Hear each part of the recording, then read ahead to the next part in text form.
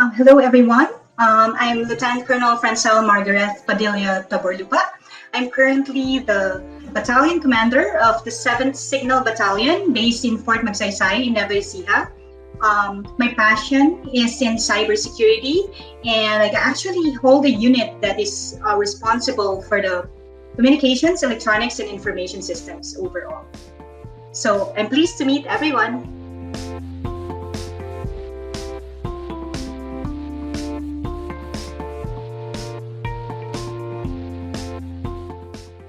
The Philippines is currently doing its enhancement in cyber defense capabilities by a lot of CyDEX, the cyber defense exercises, and it's really very important because it actually increases the readiness of personnel to counter the cyber threats, and it actually makes us understand the actual vis-a-vis the perceived capabilities of people and technology that are around us. And so with that, we are able to figure out where should we invest more. We have a very limited budget in the defense, and so we need to really program whether we put such budget in training as well as the new technology. Over and above that, it builds the muscle memory of the our cyber team. It makes them reduce stress in the incident response in the event that their security teams actually face such threats in the military, especially in the armed forces. So it actually helps the organization to identify the different risks, the scenarios, and be able to prepare them for such cyber threats as they come in.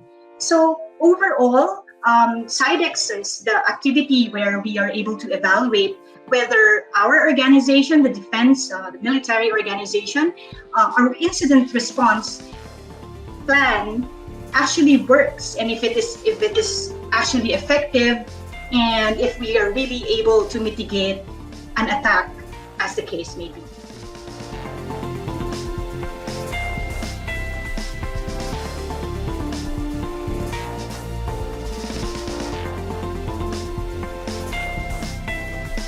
Over the last 10 years, the Philippines really had a very challenging year.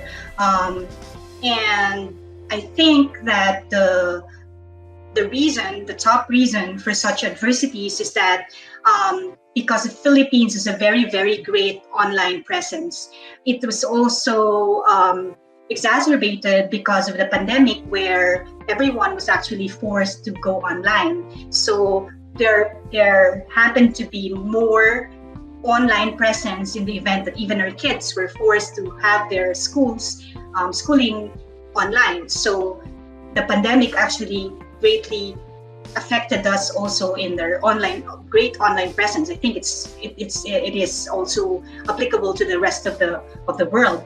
But for the Philippines, we are actually adjudged or dubbed as the tech capital of the world because of the great online presence of the Filipinos. Actually, there are around 73.91 million internet users in the Philippines. That is only the statistics in January of 2021. So it actually had great leaps and bounds in our online presence. And because we have a great online presence, thus we also poses greater threat because there are a lot of data that's out there. There are a lot of victims that are open in the online world. So I think that's the top reason why the Philippines is one of the biggest victims, so to speak, in the attacks in the cyber domain.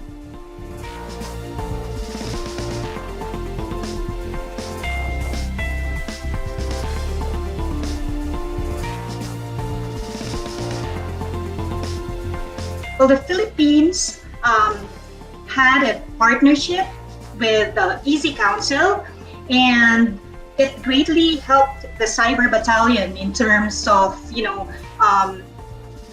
enabling our personnel to be better equipped in terms of cyber. So the more we are trained, the more that our skills and our knowledge are being upgraded. And so the more that Easy Counsel is being able to help in the Philippine Army greater their knowledge in terms of cyber, then it helps us reduce the risks of data breaches in the Philippine Army. And so it aids the Cyber Battalion in its implementation of how they will be able to, ask each member who also are part of CERT teams and all that to be able to implement cyber policies across all the echelons of command. So with more individuals that are better informed, there is also a reduced risk and the susceptibility of our personnel to be able to we are going to be able to deter attacks or be able to be prepared and mitigate such attacks. So with more people being trained, they understand what cyber threats are and the potential impacts that the cyber attacks will have or entail, just in case it happens. And they would even also know the steps required to be able to reduce the risks and prevent cyber crimes from infiltrating the online workspace, particularly in the Philippine Army.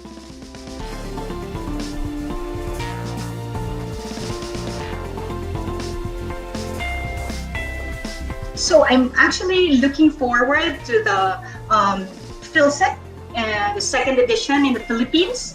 I'm expecting a very healthy discussion, and because this is a hybrid event, we'll enable to add more participants with two modes of participation. So it will enable participants to widen their networks as well. So I foresee a very successful event where there are a lot of significant takeaways for all of participants, an exchange of meaningful conversation, based also on the high caliber speakers that are on board in this initiative, and the great number of registrations, which is, I heard, around 600 plus, which are already registered. So I'm really, really looking forward to it.